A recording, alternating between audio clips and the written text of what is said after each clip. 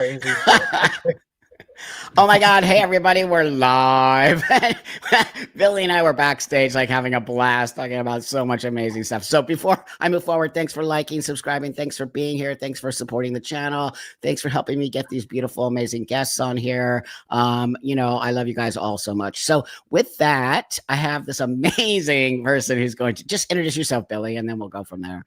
Hi, everybody. I'm Billy. I'm 55 years old. I'm from Riverside, California. It's like a game show. Huh? 80. Anyway, I've been a drag queen for several years. Most of my drag experience has been managing a big popular drag club in Southern California, where a lot of the RuPaul Drag Race's alumni came from. Wow. I have created. I made an original video back in 2019. Trying to tell people maybe drag isn't the best thing for your children. And here we are in 2025 dealing with what we're dealing with. I've been a guest on Fox News, Jesse Waters twice. I've been on NewsMaxx. Wow. I've been on several podcasts, Rebel News in Canada. I've been on the posters of political ads in Australia against, don't vote for the left. And I've been for the left. But anyway, thanks, Buck, for having me. I know you from, I know we're pretty close in age. You're my big brother. Right. And in high school, I became acquainted with you through magazines. I'm so old, and I don't even know if that's appropriate to say in high school. But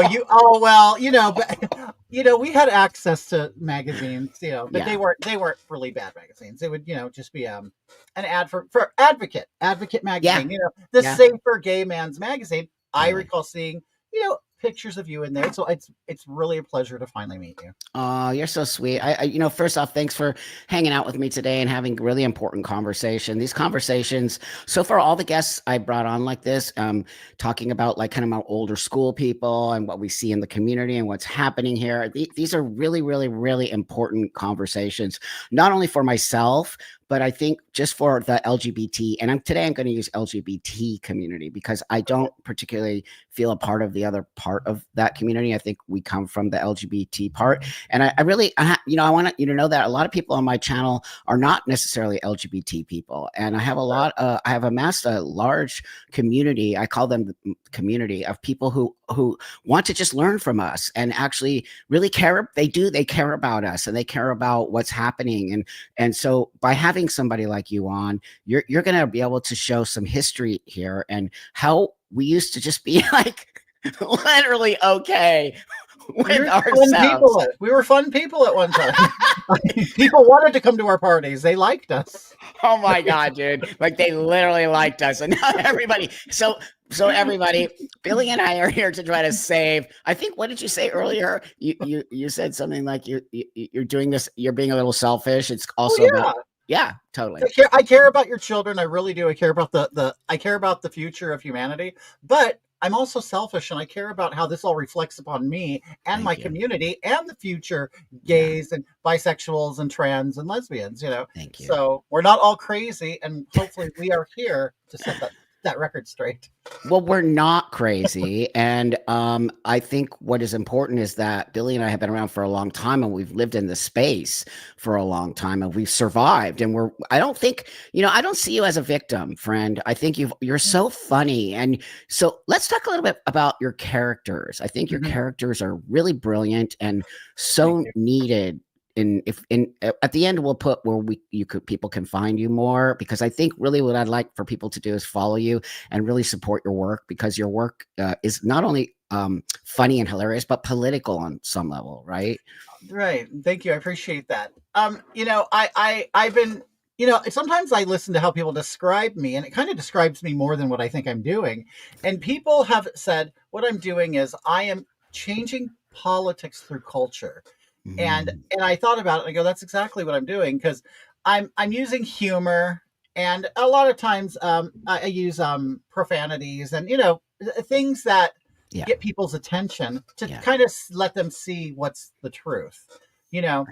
I saw it back in 2019. I saw this thing going on, and apparently had been going on since I think 2015, the Drag Queen Storybook Hour. And, on the surface, I just thought about it. It didn't, nothing bothered me about it because I really didn't know much about it, Yeah. And so one day I saw somebody I worked with reading to children in a local library near me.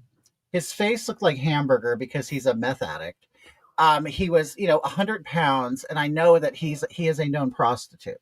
Oh And my and just from the lifestyle, I knew by looking at him, I'm like, this is easily a person I would have woken up next to in the 90s in a drug house. You know what I mean? Yeah. And I'm like, this is okay. I don't judge people. I'm really not, because I've gone Yeah. through a lot. I have. Yeah. If you name it, I've done it. But I also know it's appropriate to what you should do as a person to be around others. And I don't think that a greasy drug addict who probably is leaking somebody else's bodily fluids should be in a library reading to children. I just don't think that they really have the best experience or anything. Really, what do they really have to offer a child as far as reading, especially if you're not even a teacher? Okay, I know I went on a long description. Brilliant. No, it's brilliant. No, that's why I love you. I love you because say it, dude. It offended me. It was like, well, you're a reflection of me. I work with you. We're in the same line of work, and we're both homosexuals. So that is going to reflect on me. It will. Yes, that's right. And I don't do that all the time, but then I start seeing a pattern of it happening. Oh, look at this drag queen is showing her prosthetic breasts, but a 5-year-old child don't know they're prosthetic. And things like that, running around, jumping around, the sluts. And I'm like, I have to do something. I went to YouTube. I just made a quick video, and I said, hey, you guys, what makes you think kids need to be influenced by drag queens? Like, what really? I want to know. Educate me. What's the edge? What are they learning? Because drag for me growing up was, I'm dressing up like a girl having fun. Oh, I'm pretty. Let me make myself prettier. Let me do this. Oh, I love Boy George. I love Kiss. I love this. That was what drag was for me. Now drag is like kids thinking they're trans. They think, and it's like, no, dude, this is just makeup and play. And it's not a lifestyle. It's a costume for an act. To me, it's like saying Judy Garland is Dorothy Gale all the time, and she dresses like that all the time, and that's not the case. And so I wanted people to understand drag is just play. That's it, and kids are not involved in that because we're using sex, gender, filth, innuendos, politics, things that adults experience, not children. That's right. That's right. That's where I started with Kitty. Kitty Demure was that character. Right. I then, as the world was exploding during COVID, realized I can do a character of the extreme left person that everybody is annoyed with. The blue hair, the 100 diagnosis of bullshit problems. You know what I mean? Totally. And so I go, I'm going to do everything. I'm going to paint myself like this person. Right. And what the most disturbing thing for me was people bought it. They thought it was real. The majority of people thought it was a real person. And that's when I realized our society has taken a wrong turn. Yes, it has taken a wrong turn. And I played that character out for years. And finally, I'm like, I have to break the character. I have to. Wow. So I did, but then the character became more popular because now people are like, I fooled PragerU. I fooled Blair White. I did. And I feel bad for that. Oh no, Blair's fucking awesome. Don't even try it. I love her too. Yeah. And I don't want you to know, I didn't do it on purpose. No, she probably laughed at herself. She's awesome. She's like us. Don't worry about it. Yeah, I do love her. But, that's Hogatha. And now I'm working on a new one. Karen Crump. She's the ultra Trump supporter. I'm going to the opposite side because you know what I found out, Buck? I found out while I've been entertaining the left, the right. Yes. For many years now, I've been entertaining them. Nobody has paid me more than a Republican. And nobody has laughed at what I do more than a Republican. Excellent. They have great senses of humor. Yes. Never bad experience. And that's what I'm here for, and I'm going to keep doing it. No, so let's before we move into your new character, Hogatha. I think that's where I first saw you. If you don't know Hogatha, everybody, you're gonna know by the end of this because it was genius. And the fact that people thought it was real says I can't even begin to tell you what I think that says, other than the fact that that's how deep and cult-like, this whole sort of progressive, trans, queer, non-binary thing has gotten. It's gotten so deep that they won't question somebody who's actually making fun of it. Right. And I want people to know I did this before that Josh guy. And I did it. I know you did. And I did it.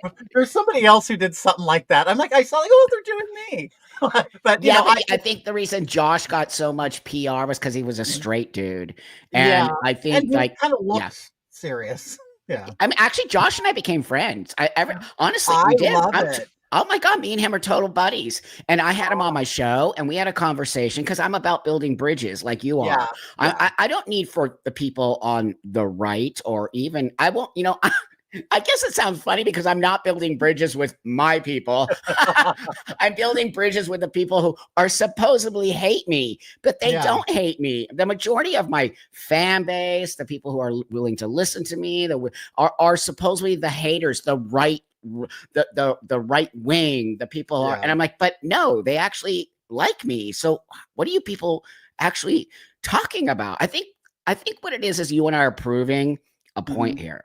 That what our community, and I use that very loosely, is saying is a complete total lie. Those people don't hate us. It is true. And and the funny thing is that's why, because I, in all, I guess, in transparency, I voted for Trump from the very beginning, and I did it as like almost like an FU vote. That's right. I hear you. Because I didn't like what was going on. Because be honest with you, I really didn't think he'd get elected. I didn't. I thought I didn't get elected. I didn't. Yeah. And it's like, I'm like, wow. And I was up all night and I went, oh my God. And I did it. And I go, well, I'm jumping in. And I did it to prove to myself that I can survive in that environment. Yes. And then I recognized the hate isn't here. Just the left, either they think it's there or they're pretending it's there. That's right. I'm gonna show it, and I'm gonna create a bridge between the two, and I'm gonna show you can exist in both worlds. That's right. And still be respected. Although I'm not as respected in the left side anymore. I'm more respected. And why? No, it's so great. I love this because we are so in alignment, dude. Why do you think? Hold on, my stupid earphones. Why do you think that our people? Because I don't know about you, but I was for almost a lifelong. Well, I was a Democrat, liberal, like very much in that space. My whole life, I only voted Democrat. I was only a liberal, and then it just went off the deep end. And so, why do you think our people turned the way they did, or even on us? I think honestly, and we've both been in this world since I was a kid. I'm sure you too. Paying attention to it. I honestly think there is this. It's just I think people they're contrary just to do it. I think they're just it's attention seeking. I think it's performative. Sure. I think they find some sort of credit or value in making people feel bad for them or sorry for them. I don't know. I don't know what it is, but I grew up. See, this is the thing. I grew up being called FAG my whole school life, to the point I deliberately didn't graduate because I didn't want my family to hear them call me that as I got my diploma. And what I did, I went back to adult school for 5 credits so I could finally get my adult. You know what I mean? That's what people need to hear. That, like, come on, man. That's actually real homophobia. That's actually really suffering as a gay man, and it does bring tears to my eyes, dude. I'll tell you, it's all funny and stuff, but that shit brings tears to my eyes because I also was bullied as a child. And not to say that some of these kids aren't dealing with stuff that we never had to deal with on the internet, but I don't think that they even understand where the older generation has had to come to really get to a point where that stuff on some level also made us who we are. That the bullying made us I think more able to take on these types of people now. And I'm not saying bullying is okay, but let's just be honest here, dude. Bullying exists and bullying will exist forever. There is no way it's not going to exist. But how come our own community became the bullies? They became the bullies. As, in my opinion, they are forgetting that we got bullied our whole lives, and now we're bullying each other or bullying the rest of the world to accept them, or they're transphobic, or they're right. It's literally what I see. They've become the bullies. I think that they have realized, or probably knew it from the very beginning, that the bully, they look at it as power. And that Wow. they now are in the power position. And now I'm going to beat you down. I'm going to beat you back. I'm going to Wow. call you all the names that but this is what I tell people, especially the young people. And I'm like, Yeah. but you are standing on the shoulders of people who went through the problems. There you go. You're not going through the problems. The older people are now content and happy with what happened, but you are now turning it back. You're making Yes. people think more negatively about us. We kind of got us into a spot where people were going, all right, we're cool with this. Just leave us alone. We leave you alone. Yep. Everybody's cool. And then all of a sudden, the QIA decides to throw these huge parties and say, we're here and we're queer, forget about the others. And it's like, so it's like a whole new group of people, it's like, Yes. but I always say LGBTQIA Inc. needed new products. There you That's go. all they need, new products to exploit. There you go. But I get that, and I believe that. I believe it became a Mhm. money-making machine because we don't need GLAAD anymore, and we don't need the ACLU helping to get trans kids and Planned Parenthood, which basically was just about women's health. All of a Yeah. sudden, literally, the number one thing they do now is trans. Right? They trans children. That's what Planned Parenthood does. It doesn't even do abortions anymore. It literally gives young children hormones. So I 100% agree with you. Everything in our community, and again, I'm going to use it lightly, and I say it all the time Yeah. on here, I'm not part of the trans community. I don't feel connected to it. You know what I feel connected to? LGB. That's what I Yeah. feel connected. I will True. always feel connected to the gay part of that community, mostly because my roots come from that. And a majority of my friends, and I lost all my friends to AIDS, by the way. So I always say that because I will never let people not remember that we come from a very horrifying space of an epidemic or whatever you want to call it that literally destroyed the male community, the gay male community. And you know that us lesbians, we were Yeah. really taking care of all of our brothers during that time. And I mean, I have so many stories of that. But that being said, so then this newer, and we call it the TQIA because it's not the LGB old school T. It's Right. this, and I have to say this, Billy, I'm not even sure if a lot of these people are really queer or No. whatever that means, right? No. What I think is now, when I was in high school, they remind me of the kids that were left out of things, that were kind of misfit kids. Yes. Maybe kids who were abused at home, maybe kids that didn't have the best home life. Yes. And I think the QIA has become a home for these people. Mm. And that's why I hate being mean about it, but at the same time they make it easy because they're so loud and ignorant that sometimes you just have to slap them in the face. Like like the old movies where a hysterical person and just slap them. You're like, okay, I got your attention. Just shut up. but they just go on and they have this script in their head that they've heard and they just spit out the same thing. It's like you're a clone. You're not even an individual. You're like this defective human that found a home under the rainbow umbrella, and now you're just parroting the script. And it's just wow. And I can't help but notice a lot of them are unattractive and probably are not having sex.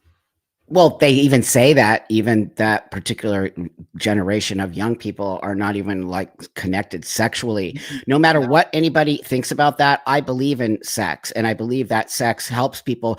It's the reason I am such a grounded person. I'll be honest. I don't have that surgery. Thank you, God, whoever steered me. Right. Yeah, I did not do that surgery. That I don't care what anybody out there is telling you. And this is just me saying in my own opinion, I do not believe that surgery should be offered to any woman becoming a man. Everyone I know who's had that surgery regrets it beyond belief. You'll never have sex. So I see guys on the internet, trans men, female to male, talking about how I had my penis surgery and it's the best thing I ever did. They're lying. They're actually, I do not believe it. So my point being is that we're really desexualizing. I believe that the new trans movement is in some level desexualizing these young people, because once you mess with your genitals, sex is done. I'm telling you right now, it's done. You're losing all kinds of layers of stuff. Secondly, when you give puberty blockers to young children, one of the side effects is you no longer feel sexual. It like literally makes into this zombie little. So it is it part of deep. And I sound like a crazy person right now, but these are facts.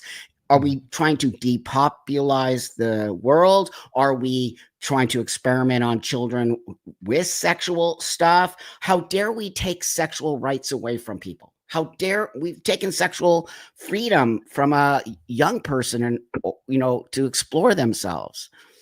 I remember not that long ago there was I think it was probably a reaction to say a feminist movement, but I remember men were going around and they were saying, "Stop circumcising boys." Yeah, okay? yeah. And I'm of the age where every boy was, you just got snipped, right? Yeah. But I can tell you as a man, you grow up and you don't even know. It's like kind of that's right. You don't remember getting your first teeth. You know what I mean? It's kind of like that.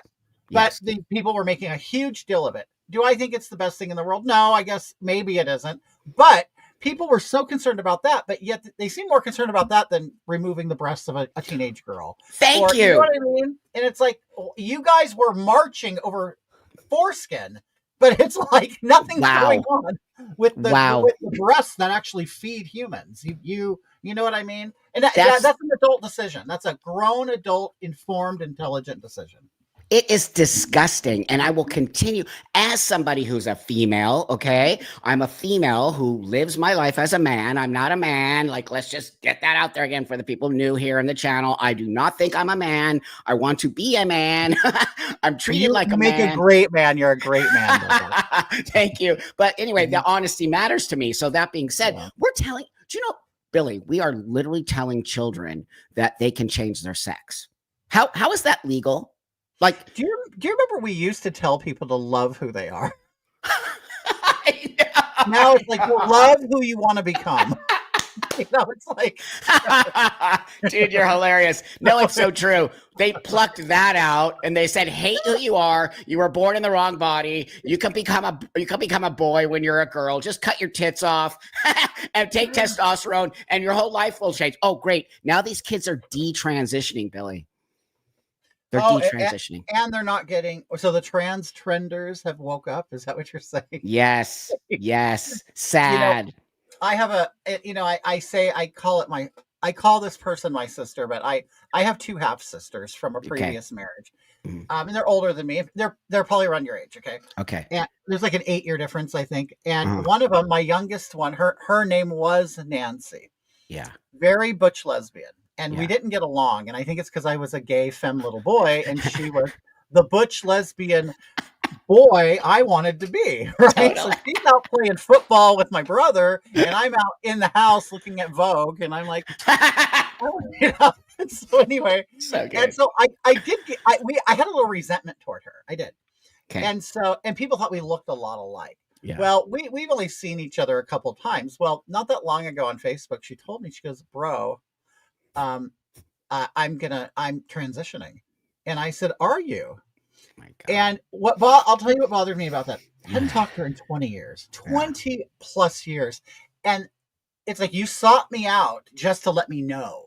And I'm like, okay. She goes, so my name's now Riley, which is our grandfather's name. And I go, okay. And I go, so I just matter of factly, I go, so are you going to cut your tits off? Because you went right into it, so I'm going to go right into it too. Let's just talk about your transition now. You didn't ask me about how I am after 20 years, but let's talk about your boobs. Totally. So are you going to cut your tits off? And she goes, oh no, I'm not doing that. And see, it's so hard for me to go to what? So he's like, okay, no, I'm not going to do that. And then he sent my mother a picture of him. He's always been kind of butchy, but now he really has like a Moe haircut, like from the Three Stooges. Like, he went really, and then big like Harry Potter glasses. And he's always had facial hair that he's drawn on because he was a drag queen. But now he's gone, or drag king. Now he's gone into full transition. I don't know how far he's gone, but that was our last conversation. Oh, because you're not. Oh my God, I'm so happy for you. No, I didn't give a party. No, because honestly, okay, look, again, the dude is 62 or she is Yeah. 62, Yeah. right? I don't give a fuck what. Cut your Yeah. arms and legs off and be a beach ball. I don't give a Yeah. fuck. You're gonna have to deal with that for the rest of your life. So that being said, though, I'll be honest with you, dude. I actually, get a little bit. Am I insulted by them calling themselves trans? It's why I call myself a transsexual. Yes, that's the real word, isn't it? I had a sex. So, for a lack of a better definition, a sex change, right? Of course, I didn't change my sex, but I changed my appearance to look and be a man. That's an actual, true transsexual person who wants to assimilate back into the world. I want to walk. When I go to the gym, I go to the market. No one ever thinks, nor do I ever get misgendered.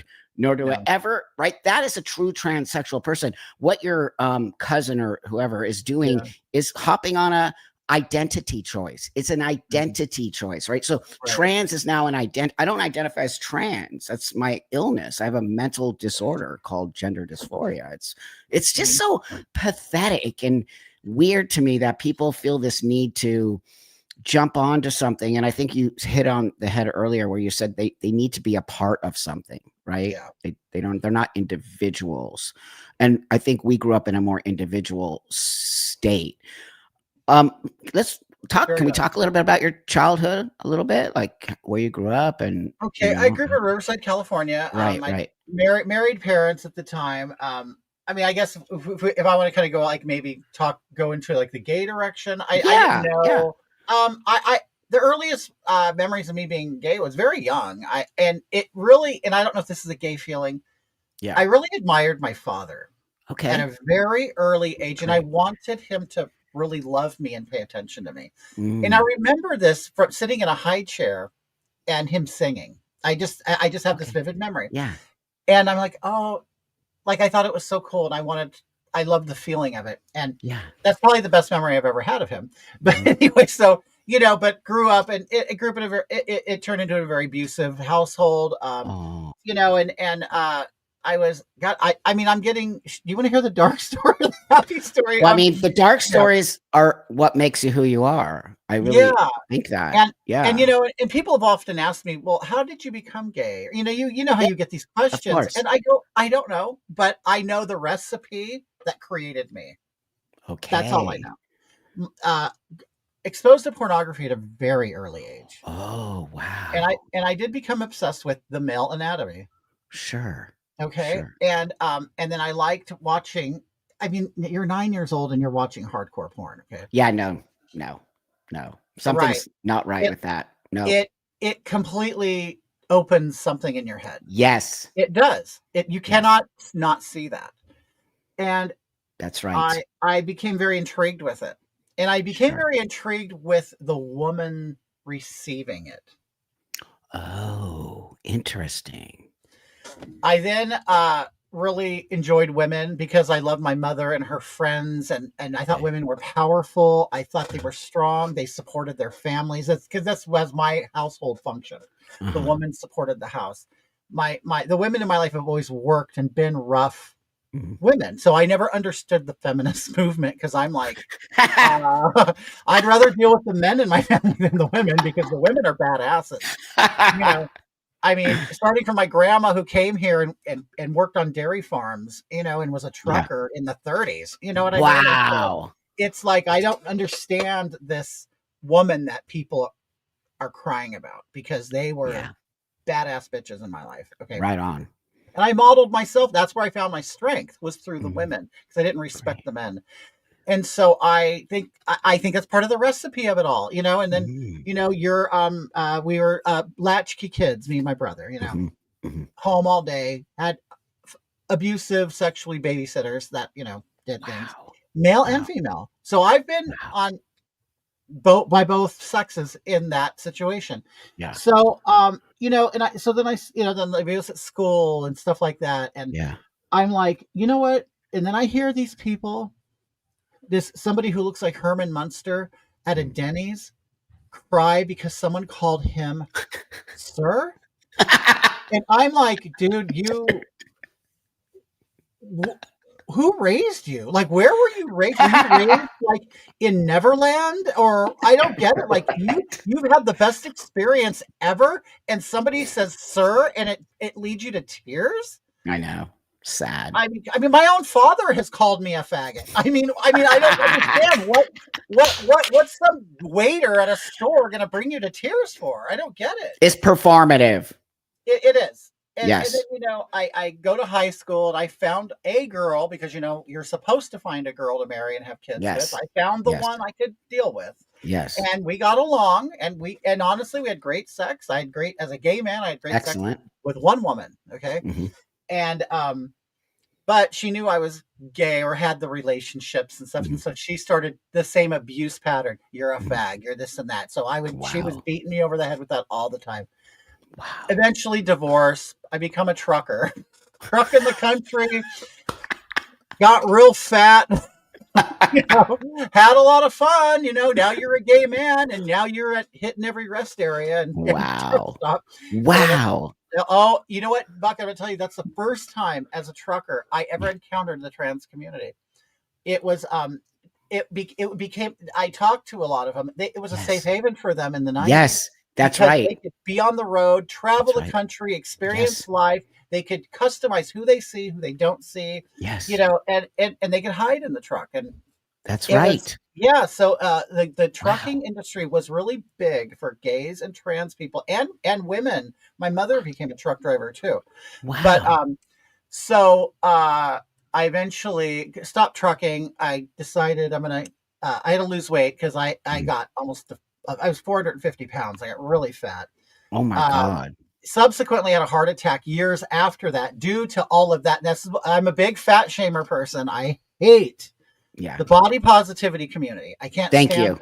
Because I'm going to tell you. Thank you. I was a big fatty. I grew up with my mother being fat, my whole family. So I spent my life at Weight Watchers, the diet center. I went to all that with my mother. I've seen some ugly stuff, people wiring their teeth shut, to not eat, taking injections of pregnant women's urine. That used to be a thing. Wait, what? So, yes, that was a treatment. It was in the late 70s or early 80s. You would get injections of women's urine, like from pregnant women, for weight loss. I was part of my mouth. Yes, the church, pray the pounds away. Everything was about weight loss in my life. Okay. Oh my God. And that's why, and I saw people die in my family of fat. So I'm like, I have to lose weight. This is a serious thing.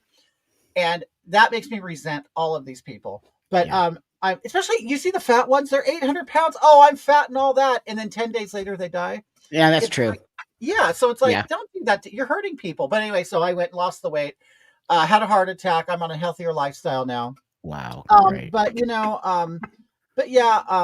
God, what was the original question here? Well, basically, this is fascinating. I think you should write a book, honestly. But so now your progression into who you are, and you're a truck driver, and you're dealing with all that. That could be a book in itself, just the truck driving thing. So, it's a lot. There's a lot out there, and you learn. If you honestly, people talk about they want diversity and they want to learn about culture. Yeah, I'm telling you, be a trucker because each state is a different country, and it's a different culture.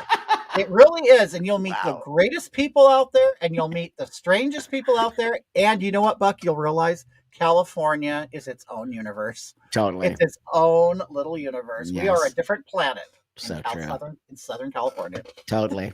I already know that. It's you've been everywhere, yeah. And also I've been around the world, but my sister lives in Idaho. So I just pop over to Idaho. I'm like, I'm literally on another planet.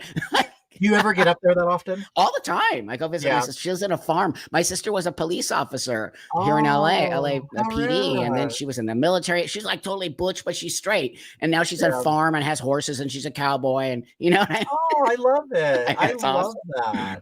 So you finish truck driving, then you lose weight. What I did, I ended up I was with a different partner at the time, and he said, why don't you follow your dream of getting to become a makeup artist? And that was when I was 19. That was my huge dream. But so now I'm 40. Okay. Right. Well, so, okay. And this is probably going to burst another bubble for people who believe in cliches, but it's like you, go back and, real positive. Go back. We should always finish what we want. Go back and be who you wanted, and follow your dreams. Well, from the age of 19 to 40, your dreams completely change. That's why I'm saying you better know before you cut your tits off when you're this young, because when you're over here, and you're 50, you're gonna be like, what the hell did I do? Okay, so I am like, I go, okay, I'll go back to cosmetology. So I went back to the same school that I had started when I was 19, so I can finish. This time I'm there, but before when I was there, it was all like kind of middle-aged women who loved me because I was 19, and they loved me. Now I'm 40, and everybody is 18. So, opposite. Now I'm the grandpa. So I didn't have a good experience because the young girls don't want to deal with the creepy man. You know what I mean? And you have to pair up and make partners, right? Oh. So I finished the course. I started doing hair. I put it through, but the whole time, and this I should have listened to myself. I hated it. It was like I'm not. And honestly, the reality is I wasn't the faggy boy I was when I was 19. Right. A whole lifetime it happened. A whole lifetime of trucking. I was a diesel mechanic too. Marriage, divorce, everything is now in my purse. And I'm carrying that around. Yeah, I'm going to follow my 19-year-old dream. No, you have all this shit that has changed you. Yes. And what I found myself was bickering, gossiping women did not appeal to me anymore. Wow. Where before I was one of the girls and I was in there, look at her, she's fat, and talk to me about their husbands and stuff. And now I was hearing women talking about their husbands going, you're a bitch. I'm like, sitting there curling her hair, and her husband's on the other side of the shop getting his hair done. And I'm like, I don't like this. I'm like, I can't do it anymore. Good for you. So I started working with my friend, who was my friend at the time, who owns a big club near LA. Mm-hmm. And I started working there, security under the table, eventually offered me a management position. I started producing the drag shows, chaperoning the drag queens, picking them up at hotels, taking them out to eat, showing them a good time. So I really got to know a lot of these real famous performers and the porn actors too. Right. Like I met Jenna Jameson. I love her. She's my friend. Billy. Oh, yeah. I remember we talked. Billy Madison is his name. I think I know who that is. But but he also told me, it's funny because when you're in a car with these people alone, that alone could be a show. It could be a show. Yes. So I'm picking up people at a hotel. So this Billy, I think his name is Madison. I'm not sure. He was an older performer. Okay. Yeah. So he gets in the car and we're talking, but he was very femme. He didn't look the way he sounded, which we know that in the gay world. Yes. So anyway, so we're talking, and all of a sudden he just starts talking about the industry. I go, oh, and he goes, yeah, I can't get it up anymore. I go, really? How are you doing this then? Yeah. And he goes, injections. Just before we go on, I get injected, and we do it. That's right. I'm like, that's right. Well, thanks for sharing that. I mean, it was a great piece of information I didn't know before. But well, I mean, you're being hired for your erection. Yeah. You literally are. That's your it's not your, I mean, it could be your looks, but it's not so much your great, character. You're literally being hired for your penis and your erection. So they actually started using this thing called Cavajack. Right? Oh, I never. People don't know what that is. It's actually crazy. They insert it in their penis so their penis gets hard so that they can do performance. I know it might be too much for all you, but it's important that you know this. But it's actually crazy, and it became a huge thing in especially the gay porn world, because a lot of guys couldn't do that. So anyway, but I'll tell you about and Cade Maddox. Yeah, I think that means he's a big one now. He's like supposed to be the biggest gay performer. Oh, so I don't even look at the industry I know. anymore. Yeah. He's I'll tell you. Is that the one that molested all the kids? Not that I know of. No, one of them, the huge big gay porn star was doing really bad stuff with kids. Yep. Yeah, I'll find it. And I'll put, no, it's an actual thing. So if that's not him, I apologize. I was just wondering. No, seriously, it was a huge thing. The guy got run off the internet. He had like a huge following. I can't remember his name.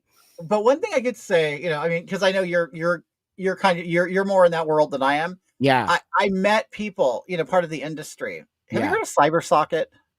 Of course, that's old school. I was in CyberSocket. Yeah, they were still there back when I was back at the club. They were still doing CyberSocket stuff. Yeah, that's old school. Alex, I think he would bring guys into show products and stuff. Yeah, hot guys. But what was I was going to say is I meet a lot of these people. Yeah, And a lot of these people in the adult industry are very sweet people and even Yeah. kind of come off as innocent. Hmm. Like I had Totally. very good experience with these people. I've never had a bad experience with an adult actor. Never have. Yes. It's always Yes. been a drag queen. But it's no Yes. adult actors are very the ones I've dealt with have been very humble, very nice, very Hmm. thoughtful and Hmm. generous to me. That's And right. so I can't say, I mean, people can have their opinion of the industry, but the people who are creating it, the ones that I've met are very Thank great you. people. Thank Yeah, you for very nice saying that people. because it does get a bad rap. And again, look, pornography is not for everybody. And I always No, it say is. that here. It is Yeah, not. It is an adult space. It is why I call it adult entertainment. I don't like to right. use the P word. Adult entertainment says exactly what it is. No one's telling you to watch it. No one, you know what I mean? No children should be around it. It's No, disgusting. It's a literally consensual thing. If you want to go on the internet and look at it, go for it, my friend. But we need to have, the problem is that the internet came and it literally right. ruined the boundaries. And Yeah, it seeped out into, even though you saw it as a little kid, but were you right. looking at magazines? Is that what you or what? Well, see, the way I guess we got it as kids was we would go to adults' houses and go through their stash. There you So, go. so I didn't. Okay. I guess I should probably tighten my words up a little bit. I did not go into a store and I did not purchase this. Right. Any No. pornography that I saw as a Y- child was from my Yeah. father. It Yeah. was Right. in the attic. There were movies in the Wow. attic. There were stacks of Wow. magazines. And Yeah. every boy, it was always a boy. Girls I knew never got into this. But Right. we had a clubhouse, and everybody would bring Pet House and Playgirl magazines. That's Playboy. totally normal, by the We'd all way. sit there and laugh. Like my who ended up being my wife, she actually got involved in it. What she did, she found her brother's stash. I mean, it's funny now because this is the 80s, but she and her friends would rip out pictures, naked pictures of in their dad's magazines, and then go to school and sell them for a quarter each. So, I mean, literally, this is like what's happening on the phones now, but this is like the old school way of what do they call them when people sexting stuff, right? But Yeah, yeah, or they would airdrop. Have you ever heard about airdropping? You know what that is? I I use have to airdrop all the time, but I don't. You send pictures like what? I have a friend who actually she's a counselor in an LA County high school. Okay. Like she deals with like Oh really troubled kids and everything. no. That's probably I think it's one of the reasons why they're taking the phones They away. did. My Because son just said that they're taking the phones away at oh, school. Yeah. she had to deal with a group of kids who were actually this is all gross stuff, but filming porn in the school bathrooms and then airdropping it to all the kids in the school. So Wait, this is what your kids what? are doing with their phones at school, people. No, I don't doubt it. I do not. These kids, my kid is 13, so like there's a whole thing going on there, right? Like it's an age. Also, let's just let's just be honest. That's why I told you sex stuff is very important, and we have to have the conversation. Boys start to go through puberty, things start to happen, right? I think boys might start sooner than girls. I'm not sure how that happens Mhm. because I'm not a guy and I started my puberty at 16, which is like ridiculous. Is that late That's for a like female? so late, dude. I'm like, Yeah, it all is the late girls for are getting female. their periods and stuff at like 11. Now I think they're getting their periods at like 9, which is My insane. sister-in-law got hers at 8. My sister-in-law had hers at 8. Dude, do you know how traumatizing? So that is, I think, what that whole, first off, puberty shouldn't be traumatizing. So I need No. to take that back. First off, because now they're making it this thing. Oh, it's traumatizing. That's why you're Yes, trans. No, they're it isn't. It's making it, actually yeah. just normal. Now, if you're a kid who's dealing with dysphoria, it can be like myself, right? Like, Mhm, but not all kids are dysphoric. So that mhm. being said, if kids are going through this stuff, this is part of being a child to an adult, right? So feelings come up, you start exploring things. If we don't have these conversations in a very respectful, right? This is a pee-pee, this is a da-da, this, you know what I mean? Like, this is a vagina, this is a penis. If you do Yeah, this is because I have that. I'm 62, yeah. dude. And I remember in 7th grade, that's like 70s, we had Mhm. a video, we had to literally sit in an auditorium with the boys and the girls and talk about periods and boobs and erections, and it was like giggling, right? But we did it. So it's so We had stupid that I grew up the school I went to school in Riverside, and so we had the same thing, but we had ours our 5th grade. So it was an elementary school, and the parents had to sign a note. Can we teach your kids about reproduction? there you go. Oh, yes or no? And of course, my mom's like, yes, I don't want to talk about it. So here, let me talk about it. That's what my parents So they separate the boys and the girls, and then they put them together too. So at one point you're together, the next part. Yes. So when you're separate, that's when they talk about the the Yes. erections and the ejaculations, and then the girls That's right. about the puberty, the menstruation, and all that stuff. So That's you right. kind of learn about this stuff pretty early. Now they don't talk about, of course. Now people are, but do you learn about homosexuals? Well, no, because we're learning about reproduction.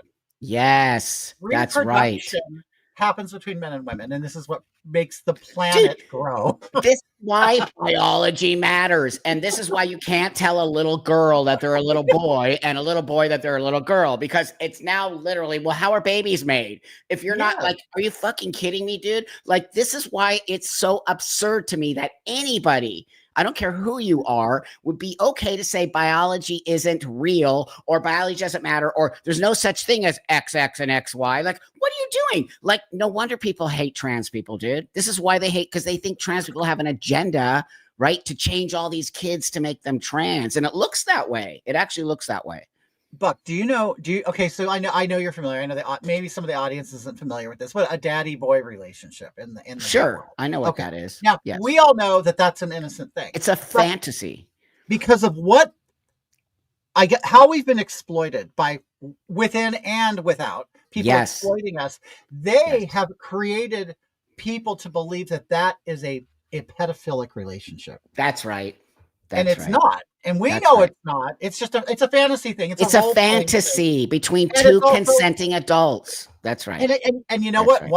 One could say that Trump and Melania are in a daddy girl relationship. Totally. Totally. They're in a daddy girl relationship. So does that make it pedophilic? No. So no, because that's not what pedophilia is, by the way. And I don't. This might get me demonetized, but oh well, I don't really care. I'm all about getting the information to the world. I'm not going to worry about that. But that being said, because it's ridiculous, we're really talking about a real thing, and we're really talking when we say penis and vagina. Like, why can't we say penis and vagina? Like, I don't understand. These are medical terms, and it's a medical term to say pedophilia, and it's a medical term to say transsexual. But that being said, there are actual creepy weirdos who are adults into little kids. That is not okay. Ever will that be okay in my mind or your mind. But now me and you have been lumped into these crazy, because there are the pedos have been put into the trans space under the trans umbrella. They call them MAPs. Do you all know that? They call them minor attracted people. It's awful. And it pisses me off as someone who has been in that situation with adults as a child. Okay. I mean, the word, it's so ugly to me that I hate even saying it, but awful stuff. And then when I see how they are trotting children out underneath this LGBTQ huge flag with a bunch of ugly drag queens and doing inappropriate dances in a dark place. It's just, they're recreating the nightclub experience, adult nightclub experience for children. And I don't know what how do they think that that's affecting them? And like, how is it? You know what? I'll tell you, as a gay little boy, I remember being in Palm Springs on a Denny's on North Palm Canyon Drive. I probably still there. My grandma lived out there, and I was there every summer. And she knew a lot of gay people who I didn't understand what gay was at the time. But I recall seeing the rainbow flags and stuff in Palm Springs. We get a waiter at Denny's, and like I said, I already known that I was gay, but you don't know what it means and all that. But you like boys, men, whatever. And so this waiter comes up to me, and he's taking our order, and he has a beard, and he has these extremely long eyelashes on. And I'm a kid, and it's the first time I'd seen something like that. And his mannerisms very flamboyant. And I look at him as a little boy going, I know he's gay and I am gay and I don't want to be that. Oh. And I think a lot of people don't understand that there are children who may be questioning, well, maybe do I like boys, do I like girls, am I gay, do I like dolls? Before they even understand what homosexuality is. Right. You can recognize another man who might be gay. And if they're not setting a good example, you know what I'm saying? That's right.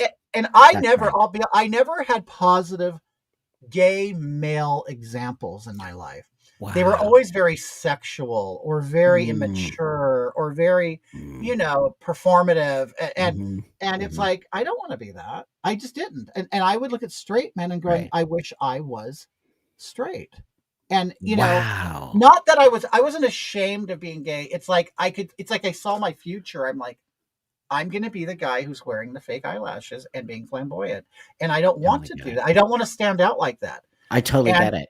Yeah, yeah, so I think they forget about this population or this mindset of some children.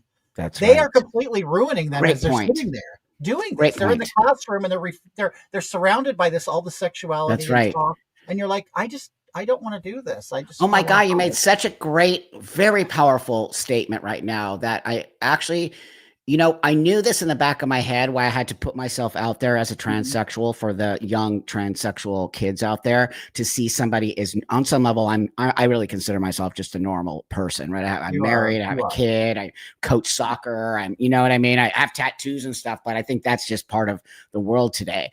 But I think what I started to see, which is exactly what you're saying, these kids are getting a representation of what trans is as blue haired, tattooed, scars like this, like Yeah. literally like telling the world, go F yourself, you're all transphobic, like these negative at this negative vision, which is what you saw as a young person. In your Mhm. mind, you didn't want to be flamboyant. Not that that's not No. okay. Of course it No, is. right. But No. but there needs to be like a whole, like what they like to call the spectrum. But there is no spectrum that I see specifically in the trans space. I see a very specific vision of what it means to be trans, and I'm like, that's not what it means to be trans. And so that's a very powerful statement, because I think that this idea, this whole community has gone off the deep end, dude. They lie, they steal, they cheat, they don't say what they're doing, they don't have representation, they are Mhm. not diverse, they are not inclusive, they are extremely rigid, they are extremely closed-minded. If you and I have been sort of kicked out Yeah. because we're not towing a party line, yet we have lived experience that a lot more than a lot of these people who are running the community have.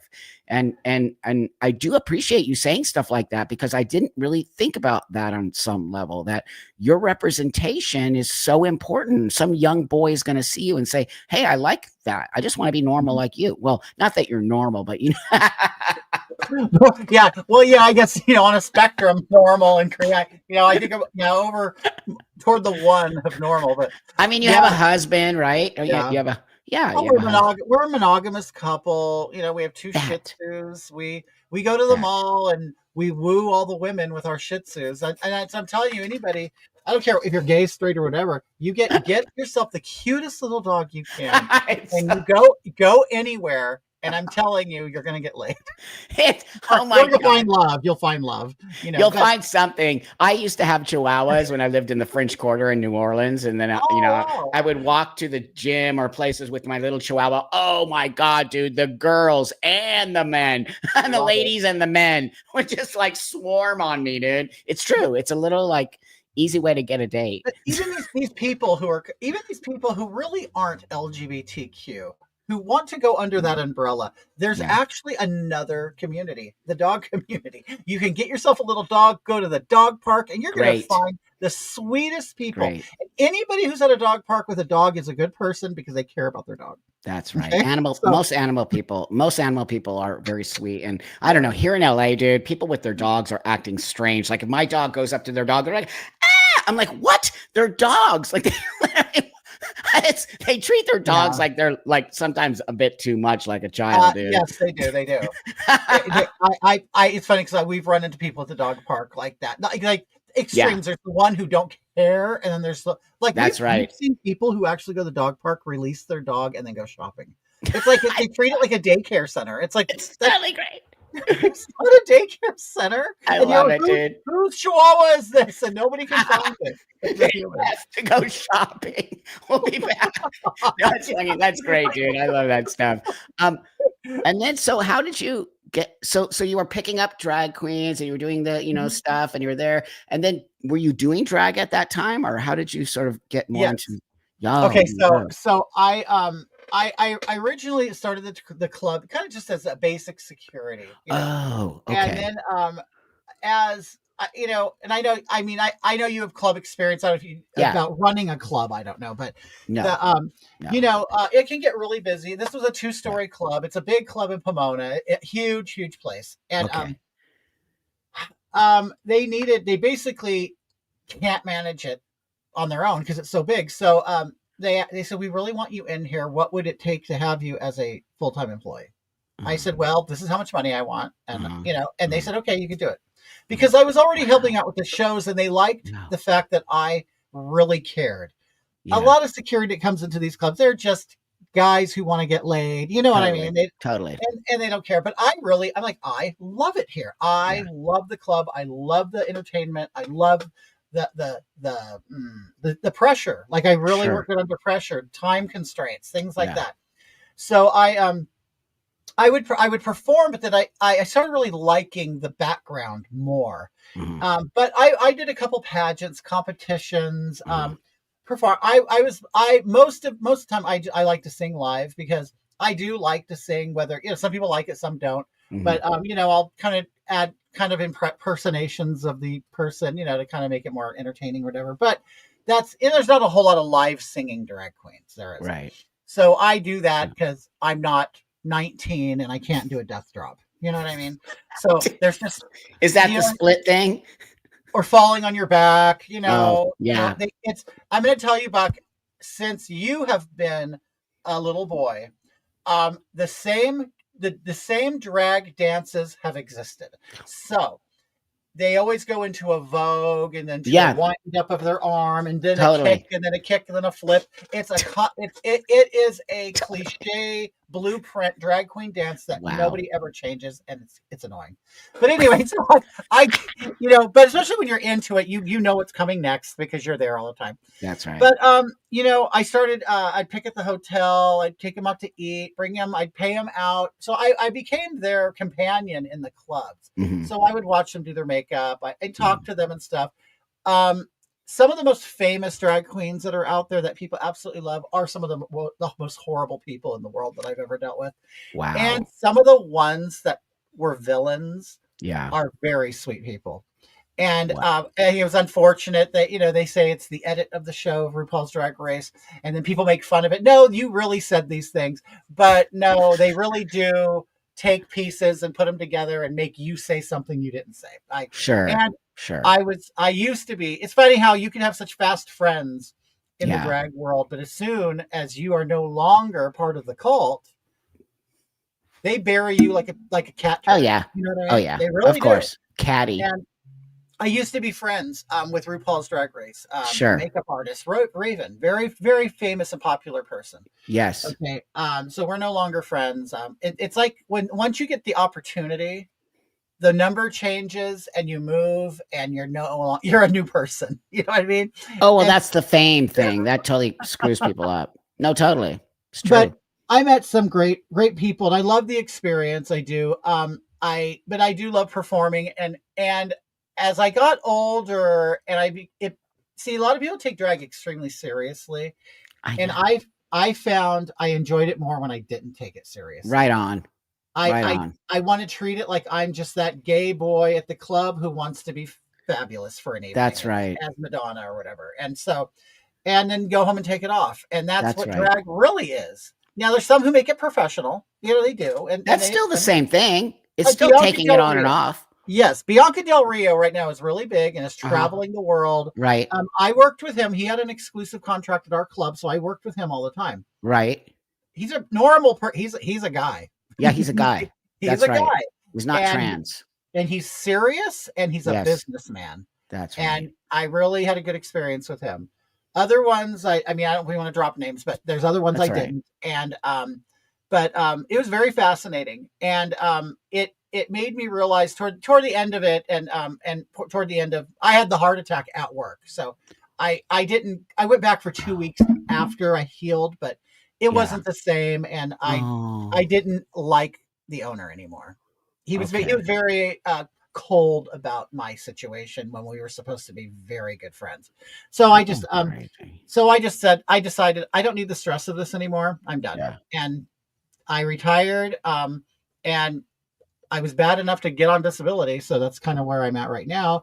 And then I kind of Great. turned my act into an online thing. And for some reason, Political. I've actually become more successful online than I did in my real life. Well, As no, far because as that's a growth. personality. Well, Yeah. no, it just wasn't meant for you to. You have to move on in life. That's the other Yeah. thing. Nothing lasts forever. Mhm. Nothing lasts forever. I mean, I'm writing my book right now, dude. Like, I'm Oh, just like, really? what? That happened?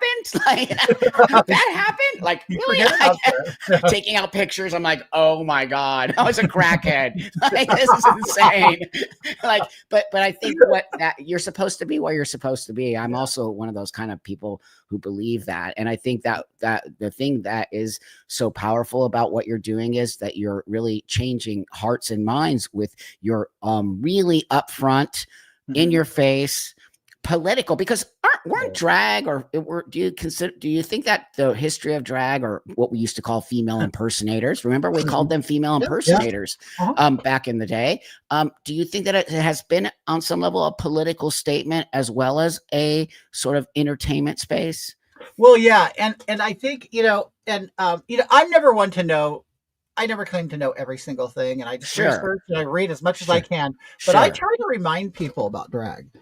You take Yes, drag back far enough. yes. Drag started because women were not allowed to perform on stage, and Oh, men put on their clothing and pretended uh, to be them.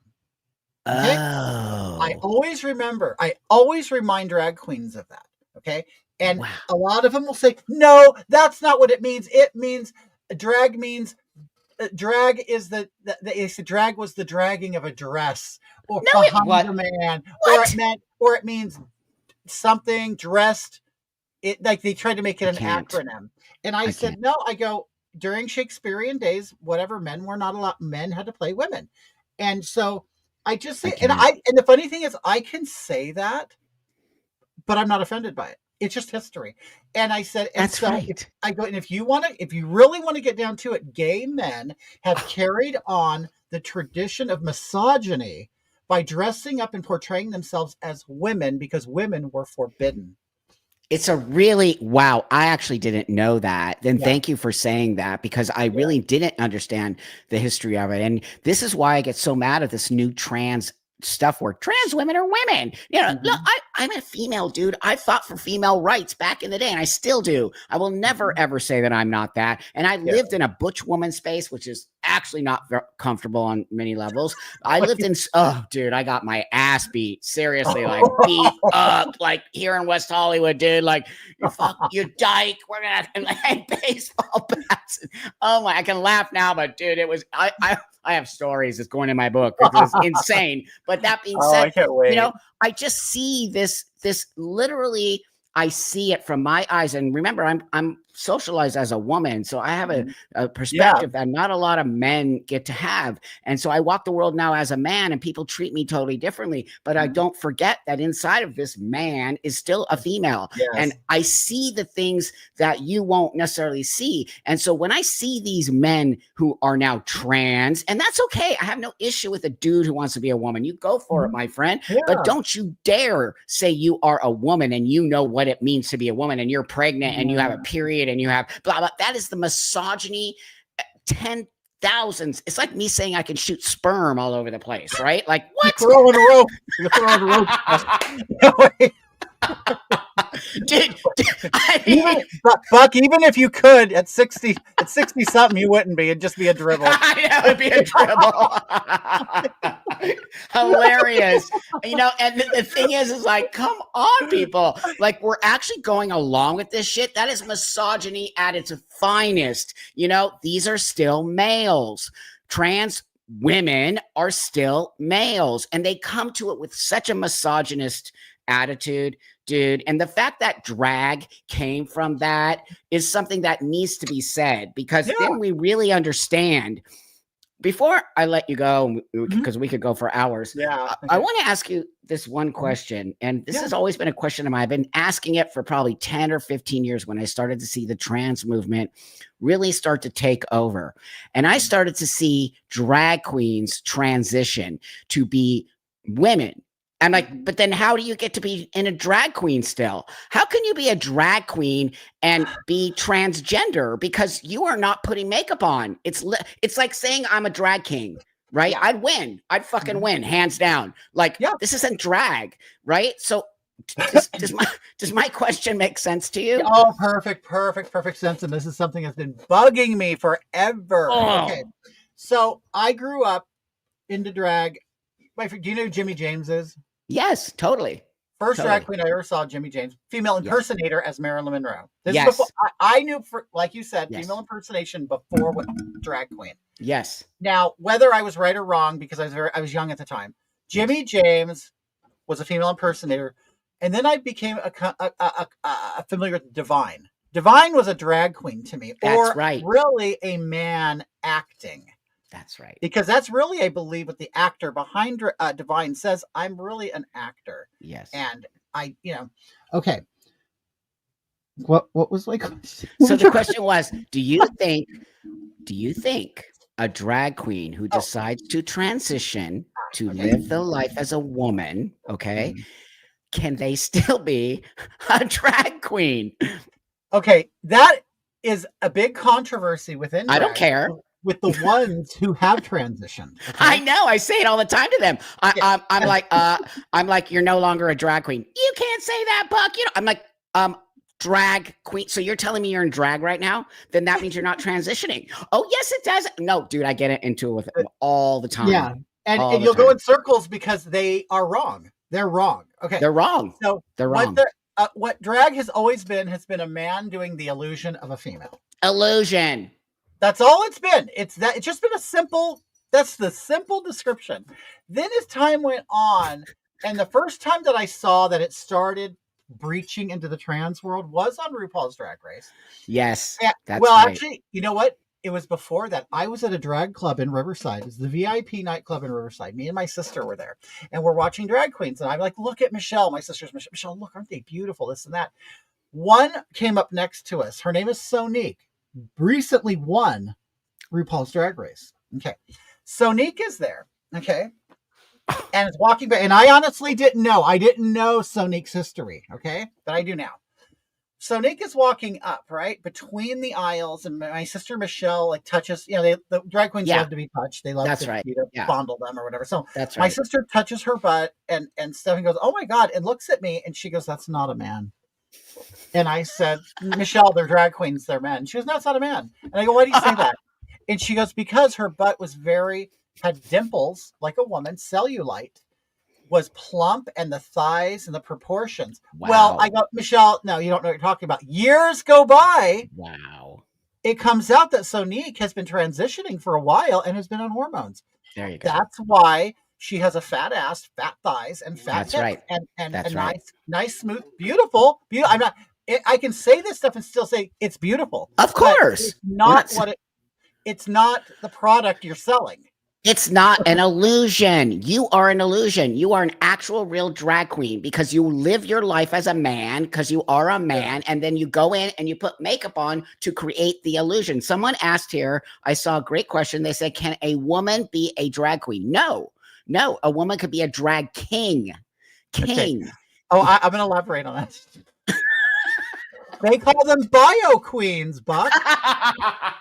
You're a bio queen. They're literally ruining it. They're ruining it. It's like saying a straight man could be a gay man. Like, no, aren't you straight?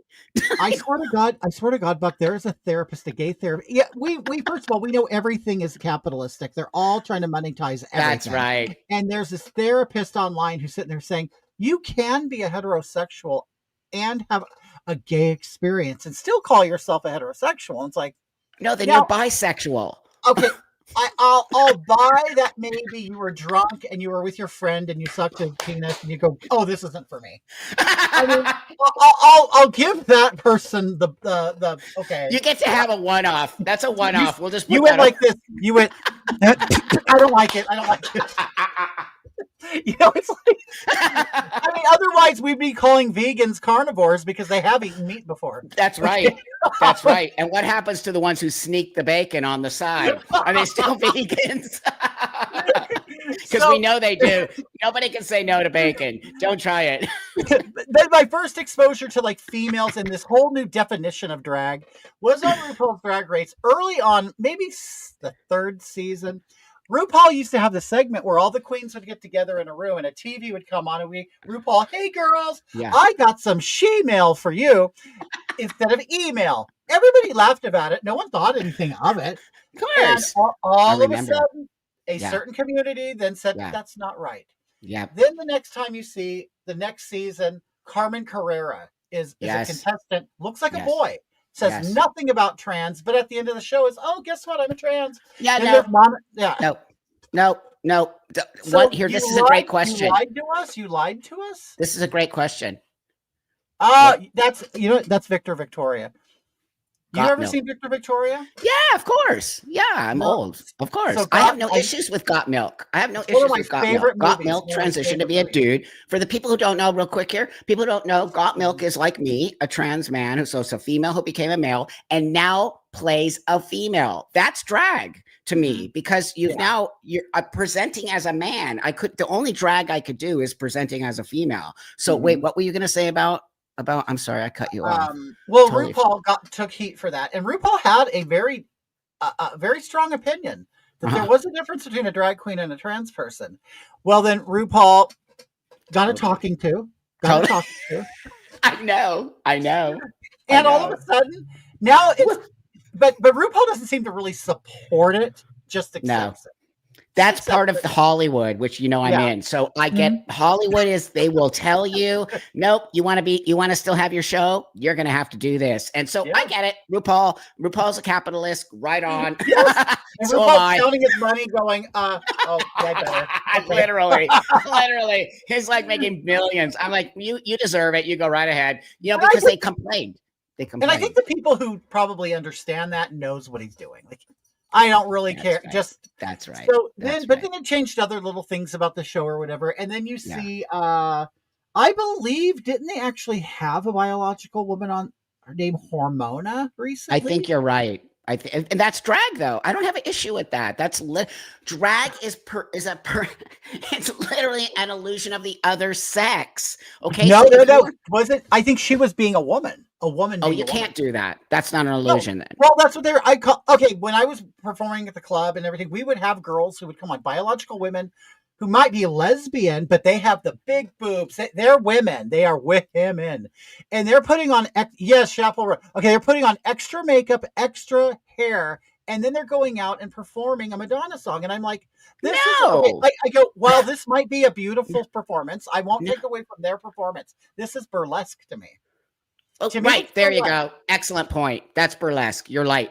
You're right. So they're really convoluting and blurring the lines. And like, I'm not here to see blurring the lines. I'm here to see dudes who dress like chicks, and it's amazing and hilarious and funny. So it's because trans is the new thing. So like, you always have to incorporate the trans and everything right now. This question, what do you think of Chappelle Roan being called a drag queen? But no, I know that she has been stylized by drag queens, or after she likes them. But that's all I know. That's all I don't know. I don't know anything about this person. I just found out today that they said all kinds of nonsense. I'm like, I don't even know who this person is. And then someone said, me, I'm like, their music sucks. Like, I don't really care. I made a comment about her before, just because she's hot right now, and I decided, well, let me look at her and make a comment on it. So I saw this video of her singing, dancing. I think she's a talented singer. I do. I won't buy the music. I'm just a music buyer. For free.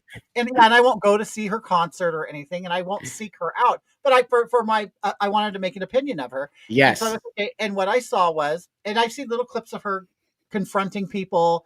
And she seems to be like this voice of an oppressed person, and a hero for saying things.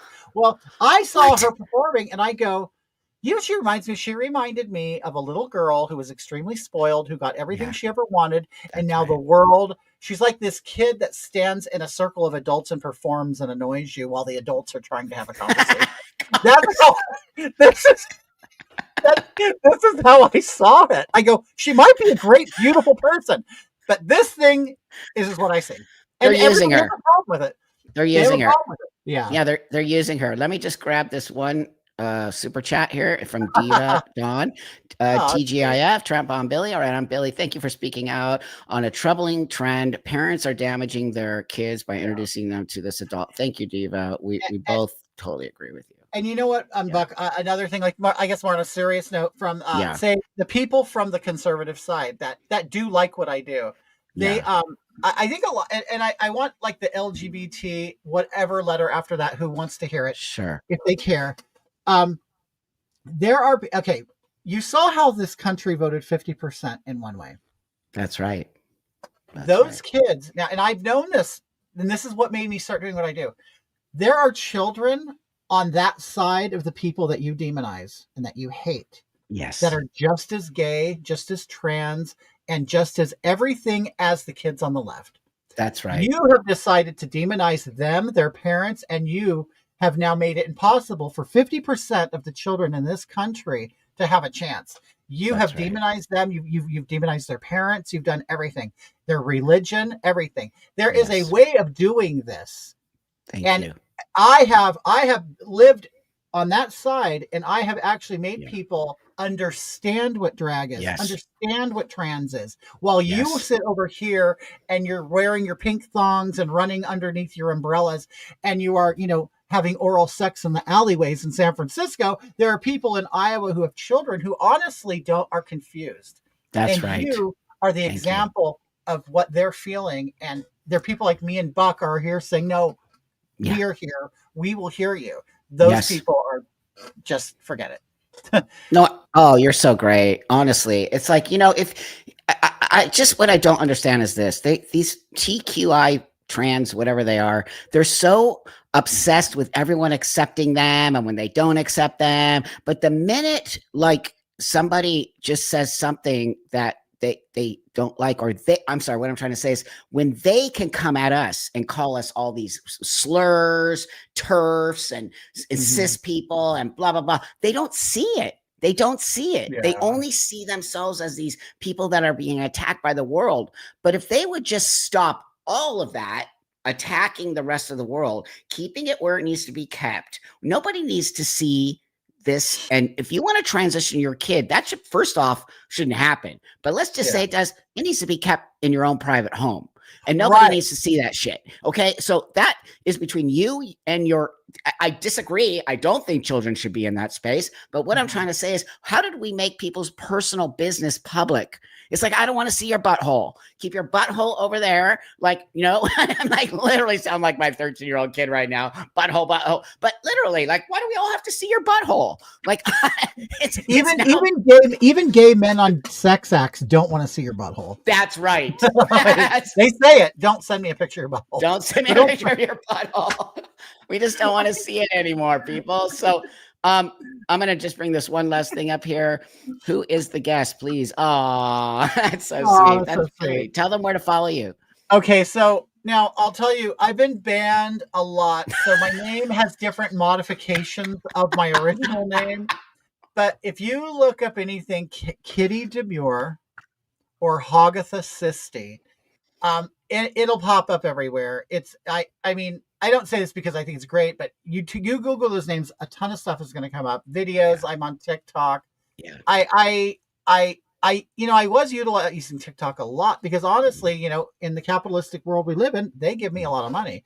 You show up and sing a couple silly songs as a freak, and people are throwing you money at you like a stripper. And so, and Facebook used to be a big place for me, huge during COVID. I don't know if the algorithms understand your names and they kind of suppress you, or you know what I mean? That's true. But I'm suppressed on the big but yeah, Hogatha Cysty or Kitty Demure is how you'll find me anywhere. Anywhere. I'll also put it in the description of this video after we're done here, so you all can please support Billy. Billy is very important in the fight for the kids. I don't care whatever else adults, but we're here because we care about these children, and we don't want these children to be put in a space that they should never be put. And if you rewatch who missed the beginning, if you really just listen to his story and some of the things that him as a child, and children are sometimes put in these positions, and it can affect you as you get older. I don't think children should be seeing things that they're being shown today. So it means a lot to me, my friendship with you, Billy, and creating the platforms that we're creating to sort of help people see the other side. Yeah. There is a normal side to us, really. And Normal. You know, the funny thing is, everybody is we're considered normal now, which is actually. I know. It's, you know what I tell people? They go, "Oh, you're the LGBTQ." I go, "No, get it right. I'm a homosexual." Right Homosexual. on. Homosexual does not in that acronym. And I'm a transsexual. So Not there. yeah, again, we're bringing it back, kids. We're Yes. bringing it back to the old school. Thanks, everybody. It's been such a lovely Thank time with all of you. you. Thank you so much for joining, supporting the channel, supporting all of us to try to get this message out there. We care about the kids, and that should all be our number one thing here today. So, okay, everyone, have a great rest of your day. I'll see you guys next week on the live, and thanks for supporting the channel.